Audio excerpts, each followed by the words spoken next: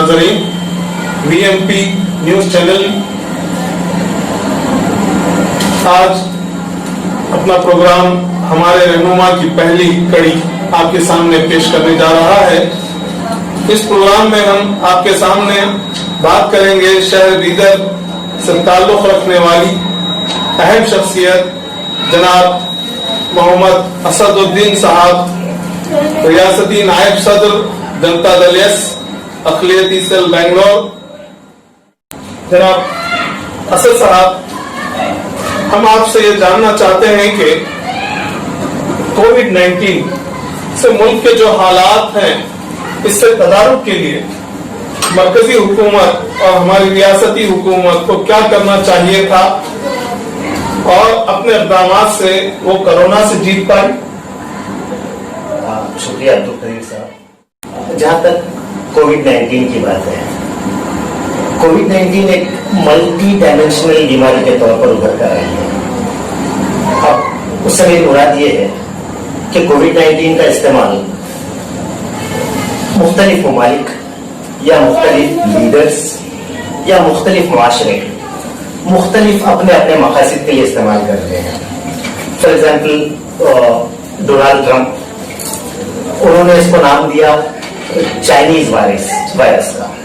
वो जब भी कुछ कहते तो कोरोना की जगह कहते हैं चाइनीज वायरस। तो वहां पर चाइना को डिमोनाइज करने की, उसको एक विलन के तौर पर पेश करने की कोशिश की गई।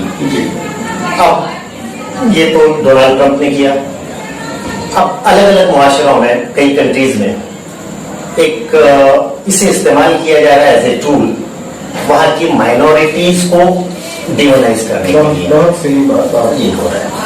या फिर नेपाल की बात करें, नेपाल के जो वज़ीर आज़म ने शायद 2 दिन पहले बयान दिया कि इंडिया का कोरोना चाइना के कोरोना से ज्यादा मुहल्लिक और खतरनाक है। अब कई जगहों पर इसका इस्तेमाल कोरोना का, कोविड-19 का अपने अपने मकासद के लिए भी किया जाने लगा है। अब जैसे इंडिया में कोविड-19 को शुरू में Tablighi virus and by default Muslim virus की शक्ल देने की कोशिश की गई। तो बहरहाल मुख्तलिफ ममालिक, मुख्तलिफ लीडर्स या मुख्तलिफ मुआशरे अपने अलग अलग मफादात के लिए या अपने एजेंडाज को जो है प्रमोट करने के लिए इसका इस्तेमाल करते आ रहे हैं। लेकिन बहैसियत एक मेडिकल वायरस के, मेडिकल बीमारी के अगर देखा जाए तो कोविड-19 के तदारुक के लिए मेरा ये मानना है कि हमारी हुकूमत ने यानी मरकजी हुकूमत ने मुनासिब इक़दामात बिल्कुल भी नहीं किए। जैसे 30 जनवरी को पहला जो है ना कोविड-19 का केस यहाँ पर आता है, लेकिन उसके बाद भी काफी वक्त गुजर जाता है और फरवरी में पहली दफा जो है अनाउंसमेंट होता है कि ये एक मरकजी हुकूमत की तरफ से कि ये एक पैंडेमिक है। और ये मेरा बहुत ही जिम्मेदारी के साथ ये मेरा बयान है, स्टेटमेंट है कि मरकजी हुकूमत ने इस पैंडेमिक की सीरियसनेस को समझने के बावजूद भी इसको सीरियसली नहीं लिया, क्योंकि डोनाल्ड ट्रंप का हिंदुस्तान का दौरा करवाना जरूरी था। और अगर उससे पहले पैनिक लाइक सिचुएशन अगर क्रिएट कर दी जाती, इस बीमारी की सीरियसनेस अगर आवाम के जहनों में अगर आ जाती तो लोग मुखालिफत करते हैं, डोनाल्ड ट्रंप के दौरे की मुखालिफत होती। तो इसलिए मरकजी हुकूमत ने बहुत ही इर्रेस्पॉन्सिबिलिटी का मुजाहरा करते हुए इसकी सीरियसनेस से आवाम को आगाह नहीं किया। और उसके बाद ट्रंप का दौरा होता है। ट्रंप का जब दौरा होता है तो उससे पहले, अब चूंकि सारी दुनिया का सबसे ताकतवर मुल्क का प्रेसिडेंट यहाँ पर आ रहा है, तो उनके आने से बहुत पहले से एज पर प्रोटोकॉल उनकी सारी टीम्स यहाँ पर आती हैं, हेल्थ टीम्स आती हैं, सिक्योरिटी टीम्स आती हैं, दूसरी सारी टीम्स आती हैं यहाँ के इंतजाम का जायजा लेने के लिए। और वो टीम्स अमेरिका से यहाँ पर आती रही, जाती रही। और उसके बाद ट्रंप के साथ में उनका अपना एक इंटोरेज सारा स्टाफ के सारे लोग गए और यहाँ पर नमस्ते ट्रंप इन्होंने डोनाल्ड ट्रंप के उस एहसान का बदला चुकाने के लिए जो इन्होंने अमेरिका में मोदी को बुलाकर जो हीरो के तौर पर पेश करवाया, हाउडी मोदी के नाम से एक बहुत बड़ा प्रोग्राम वहां पर हुआ, तो इनको वो फेवर रिटर्न करना था, तो इन्होंने यहाँ पर अपना नमस्ते ट्रंप का प्रोग्राम रखा। और उसके उस वक्त में भी यहाँ पर वो इंडोनेशिया आया, वो भी मेरे हिसाब से काफी हद तक जिम्मेदार है, जो आज अहमदाबाद के हालात बताते हैं कि वहां पर जिस तरह से वबा फैली है। इससे हटकर इंटरनेशनल पैसेंजर्स, इंटरनेशनल फ्लाइट से जो इंडियंस आ रहे थे, उनकी स्क्रीनिंग और उसके बाद उनको क्वारंटाइन करने का कोई सिलसिला यानी कोई सिस्टम हमारे पास नहीं बनाया गया, कोई सिस्टम नहीं बनाया गया, एक लंबे अरसे तक नहीं रहा। पार्लियामेंट चलती रही, मध्य प्रदेश की सरकार जो बीजेपी ने कांग्रेस की सरकार गिराई, फिर उसके बाद खरीदो फरोख्त होती रही एमएलएस की, फिर उसके बाद वहां पर शपथ ग्रहण भी होता है जहां पर सोशल डिस्टेंसिंग का ख्याल नहीं रखा जाता। तो मरकजी हुकूमत ने उस जिम्मेदारी का सबूत नहीं दिया इस बीमारी की रोकथाम के लिए, जितनी जिम्मेदारी का सबूत इसे देना चाहिए था, जितना सीरियसली इसे होना चाहिए था। लेकिन दे रहा है, दुरुस्त है। अब एक चीज जो मुझे महसूस होने लगी है, अच्छा इसके बाद में यहाँ पर हिंदुस्तान में मीडिया ने भी एक बहुत ही घिनौना रोल अदा किया, नेशनल मीडिया ने। और नेशनल मीडिया के जो भी प्रोग्राम्स होते, उन प्रोग्राम्स में कहीं पर भी हुकूमत की नाकामियों को पे सवाल नहीं उठाए गए और न ही आवाम में इस बीमारी की सीरियसनेस बताने की कभी कोशिश नहीं हुई। मीडिया का जस्ट एक ही फोकस हुआ करता था कि how to demonize a particular community, एक खास कम्युनिटी को कैसे डिमोनाइज किया जाए, ये होता रहा। और उनकी सारी एनर्जीज, उनकी सारी सलाहियतें, उनकी सारी तवानाइयां इसी बात में रही कि मुसलमानों ने कोरोना को किस तरह से फैलाया।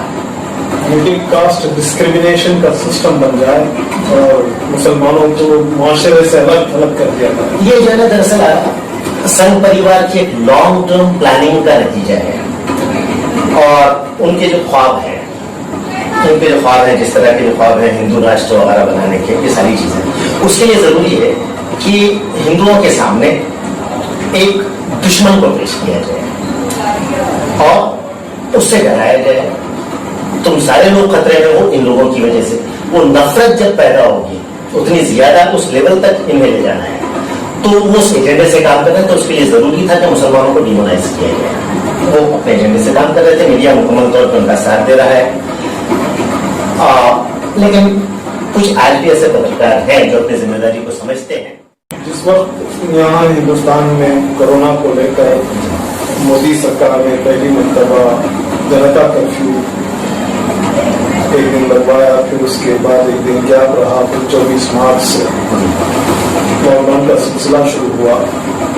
उससे पहले इस मुल्क की हालात ये थी कि मुल्क एनआरसी, CAA ऐसे जो क़वानीन हैं जो इंसानियत पर जुल्म ढाने वाले, खुसूस माइनॉरिटीज पर, तो इसके खिलाफ माइनॉरिटीज नहीं बल्कि सारी इंसानियत जो सेकुलर जहन के लोग होते हैं वो लड़ रहे थे।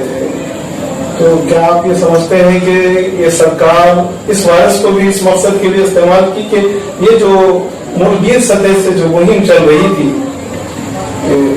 नेशनलिटी को लेकर CAA के अपोज में, उसको खत्म करने के लिए भी कोरोना जैसा एक वायरस इस्तेमाल किया गया? देखिए,